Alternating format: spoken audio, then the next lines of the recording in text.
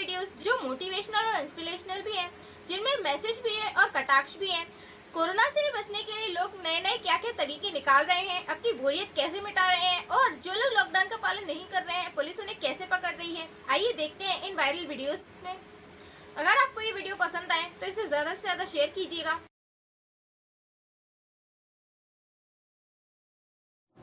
प्रदेश के सभी ग्रामीण क्षेत्रों में केवल वो गांव छोड़ के जो कंटेनमेंट एरिया में आते हैं, ग्रामीण क्षेत्र में सभी गांव में दुकानें खोल दी जाएंगी। सब दुकानें खोल सकते हैं। शहरी क्षेत्रों में बाजार नहीं खुलेंगे अभी, लेकिन मोहल्लों की दुकानें, आवश्यक वस्तुओं की दुकानें खुलेंगी। इसके निर्देश हम जारी कर रहे हैं। अपने मोहल्ले में ही उन दुकानों पर जाकर आप अपना सामान खरीद सकते हैं।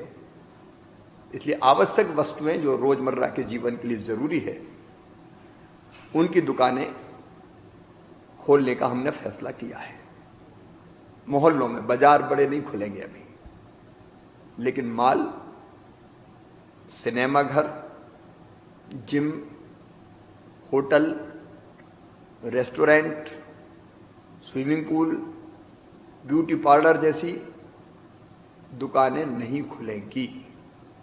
हमको सावधानी रखना है, क्योंकि सावधानी में ही सुरक्षा है। इंदौर, भोपाल, उज्जैन, जबलपुर, धार और खरगोन में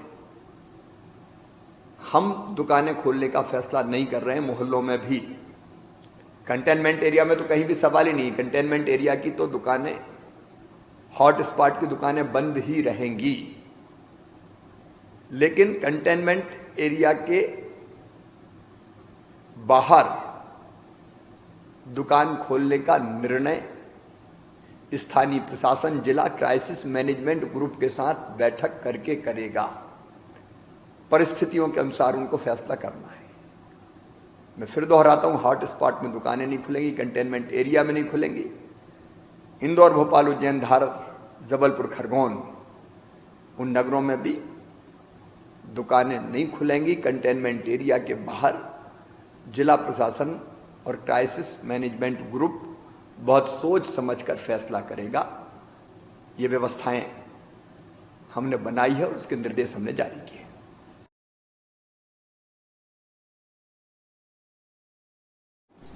सब किसानों की बात सामने आ रही है कि उनको जिनका जितना उत्पादन हुआ उससे कम खरीदी हो रही है। उनका कहना है कि जितना हमारा उत्पादन उससे काफी कम। मुझे कहते हुए खुशी है कि गेहूं हम 23 लाख मीट्रिक टन से ज्यादा खरीद चुके हैं।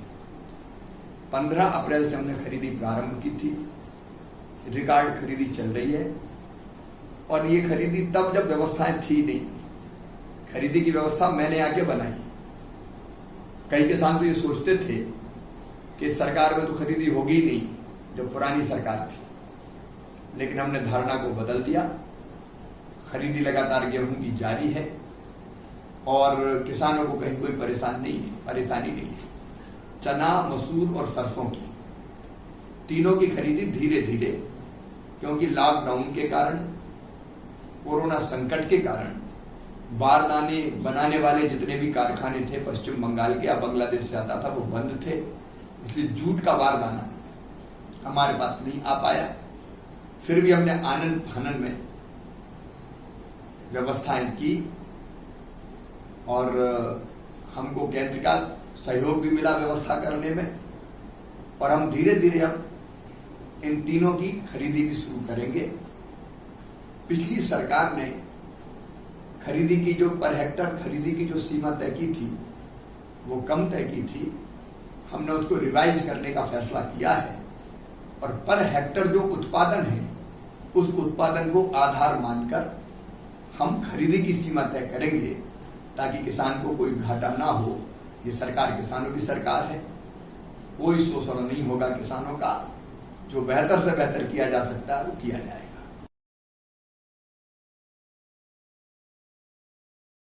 अगर देश को बचाना है तो मैं आज बिजनेसमैनों के ऊपर बात करूंगा। मैं अक्सर टीवी पे सुनता हूँ सब नेता बोलते नजर आते हैं ये बिजनेसमैन चोर है। मैं सिर्फ उन्हीं नेताओं से आज क्वेश्चन करूंगा कि बिजनेसमैन चोर है जो हज़ारों को रोजगार देता है, लाखों को रोजगार देता है, या आप चोर हो जो हज़ारों का गबन करते हो, करोड़ों का गबन करते हो और कुछ नहीं करते हो और फिर उनको चोर कह रहे हो। उन दोनों में से चोर असल है कौन? चोर है जो काम ना करके पैसे बनाता है, जो मिनिस्टर, बड़े अफसर, पॉलिटिशियन, ये चोर हैं। चोर वो नहीं है जो हज़ारों को रोजगार देता है और उसके बाद फिर वो खुद ले जाता है। और फिर मैं एक आपसे बात पूछना चाहता हूँ कि आपके पास एक लड़का रखा हुआ है, उसकी तनख्वाह पक्की है, रिटायर होता है, उसको पेंशन मिल जाती है, सब ठीक है। मेरे पास हज़ारों आदमी बच्चे काम करते हैं, उनका ESI PF परमानेंट फंड कटता है, ठीक है। और मेरा खुद का काम अगर डाउनफॉल आ जाए, और जबकि मैं आज हज़ारों करोड़ रुपया मैं इनकम टैक्स दे चुका हूँ और मेरा डाउनफॉल आ जाए, तो मेरे तो ये गवर्नमेंट 1 रुपये की हेल्प करने वाली नहीं है। कोई सिस्टम ही नहीं है तुम्हारे पास कि गवर्नमेंट को कहे कि जो मैं इस बिजनेसमैन ने करोड़ों रुपये दिए हैं, आज मैं इसे 10 लाख 5 लाख देता हूँ पैसे स्टैंड करने के लिए। आपका तो कोई ऐसा सिस्टम ही नहीं है। तो चोर कौन है? मुझे तो ये समझ नहीं आ रही। बिजनेसमैन चोर है या डिपार्टमेंट चोर है या गवर्नमेंट की पॉलिसी चोर है? कौन चोर है? गवर्नमेंट को सोचना चाहिए कि बिजनेसमैन ही उद्धार कर सकता है। अगर सब गरीब होंगे तो तुम राज किस पे करोगे? और फिर ये देश जगत गुरु बन जाएगा क्या? तुमने सबका उद्धार करना है, सबको उठाना है। अगर सबको उठाना है तो सबको बिजनेस देना है, सबको काम देना है, रोजगार देना है। और रोजगार देना है तो कौन देगा? वो बिजनेसमैन ही दे सकता है। मैं सिर्फ आज गवर्नमेंट से पूछता हूँ, मैं 70 साल से देख रहा हूँ, 7-8 साल तो मेरे को बिजनेस करते हो गए हैं। मेरे को गवर्नमेंट एक छोटी सी कोई चीज़ बता कि गवर्नमेंट की हेल्प हमारे को ये मिली है। आज जो देश तरक्की करी है ना, उसमें मैं तरक्की करना चाहता हूँ, इसलिए गवर्नमेंट का उद्धार हो रहा है। सामने मल्होत्रा जी तरक्की करना चाहते हैं, इन्होंने काम करा, उद्धार हो रहा है, उससे स्टेटस बढ़ा है, उससे तरक्की हुई है। गवर्नमेंट ने हमें क्या दिया? गवर्नमेंट ने कौन सी हेल्प करी है ऐसी कि वो अपने बिजनेसमैन को कोई हेल्प कर रही हो? कोई भी नहीं करी। कोई एक भी बता दो, एक नहीं आप बता सकते। तो गवर्नमेंट तो उल्टा अड़ंगे लगाती है। ईमानदार आदमी बिजनेसमैन के ऊपर भी बेईमान अफसर आ जाते हैं ऊपर, और बेईमान अफसर उसे ब्लैकमेल करके पैसे लूट के ले जाते हैं। बेईमानी तो सारी जो है ना वो गवर्नमेंट डिपार्टमेंट से निकलती है। अगर गवर्नमेंट डिपार्टमेंट में आदमी सही हो तो कोई आदमी बेईमानी कर ही नहीं सकता, किसी की जरूरत ही नहीं है।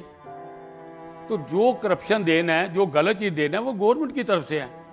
और वो ही लोग फिर कह रहे हैं कि बिजनेसमैन चोर है। ये तो उल्टा चोर कोतवाल को डांटने वाली बात है भाई।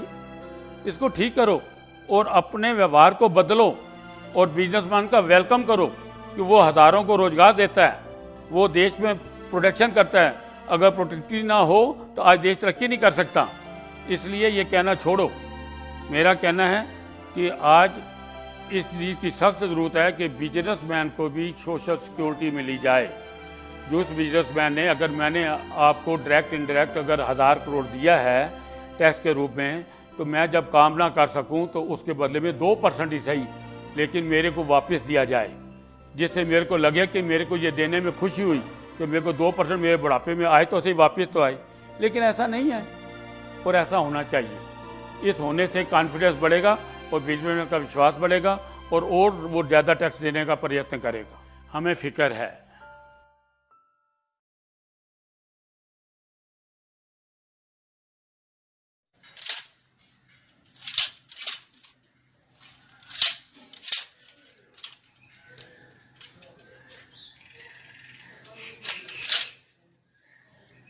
Hands up.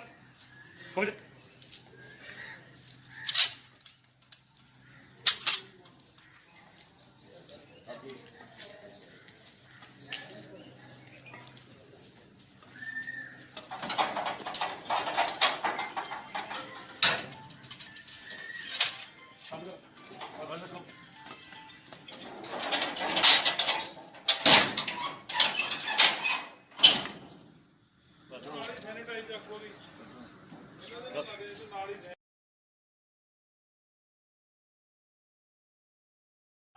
अरे बोला लॉकडाउन में बाहर नहीं निकलो।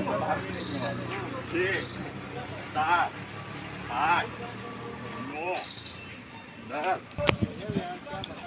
चल आ जा, बस ऐसे ही आ जा।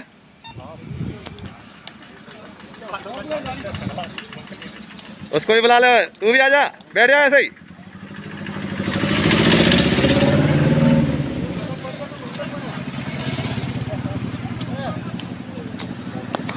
ऐसे ही, एक पैर आगे एक पैर पीछे।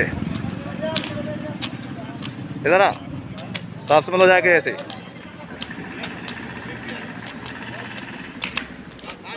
कहाँ जा रहे तुम लोग? अरे अब इकट्ठा भर लेना है। बच्ची बैठी है, इसकी वजह से मार नहीं रहा हूँ, इसीलिए डंड बैठा की लगा रहा हूँ, ठीक है। अब कान पकड़ो, सॉरी बोलो, गलती हो गई। लॉकडाउन लगातार लगा दे, लॉकडाउन में बाहर नहीं निकलूंगा। लगातार 30 लगा ले, बिल्कुल अपनी मर्जी से 30 लगा ले।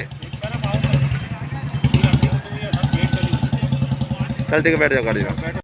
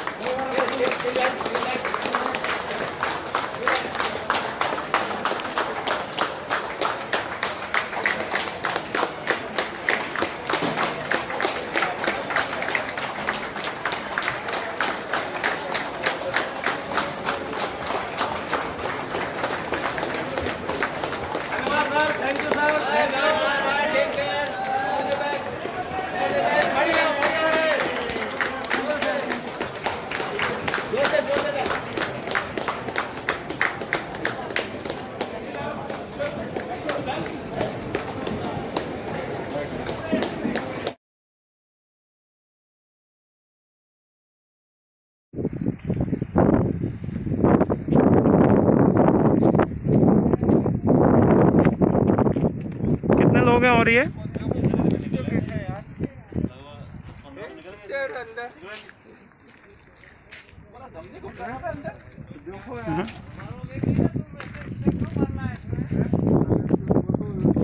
अरे एक तरफ खड़े हो, जरा गिनो इनको, वो थोड़ा सा डिस्टेंस बना के रखो।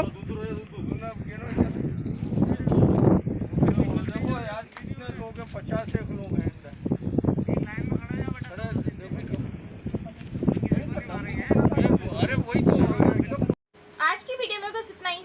आपके लिए फिर कुछ नया लेकर आएंगे, तब तक के लिए नमस्कार।